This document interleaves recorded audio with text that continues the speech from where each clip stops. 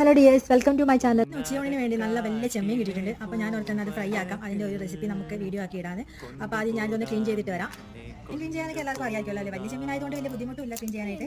പിന്നെ ഇതിൻ്റെ അകത്തൊരു നാല് പോലെ ഇരിക്കുന്ന സാധനമുണ്ട്. അതെടുത്ത് കളഞ്ഞില്ലെങ്കിൽ നമുക്ക് വയറിനോട് ചെന്ന് കഴിഞ്ഞാൽ ഇതെടുത്ത് കഴിഞ്ഞില്ലെങ്കിൽ നമുക്ക് വയറിലോട് ചെന്ന് കഴിഞ്ഞാൽ വയറുവേദനയൊക്കെ വരും. അത് കാരണം അതൊക്കെ നന്നായി ക്ലീൻ ചെയ്യും. ചില ആൾക്കാർ ഇതിൻ്റെ തലയോട് കൂടിയായിരിക്കും ഫ്രൈ ആക്കാം. ഞാനങ്ങനെ തലയെടുക്കാതെ എനിക്ക് അത്ര ഇഷ്ടമല്ല. ചെമ്മീനൊക്കെ ക്ലീനായി റെഡി ആയിട്ടുണ്ട്. ഇനി നമുക്ക് ഇതിലേക്ക് മസാലയൊക്കെ ചേർക്കാം.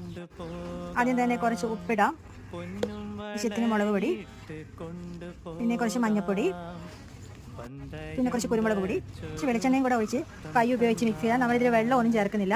നന്നായി മിക്സ് ചെയ്ത് കുറച്ച് നേരം നമുക്ക് റെസ്റ്റിൽ വയ്ക്കണം. എന്നിട്ട് വേണം നമുക്കിത് ഫ്രൈ ചെയ്തെടുക്കാൻ. എന്നാലേ ഇതിലേക്ക് മസാലയ്ക്ക് നന്നായിട്ട് പിടിക്കുള്ളൂ.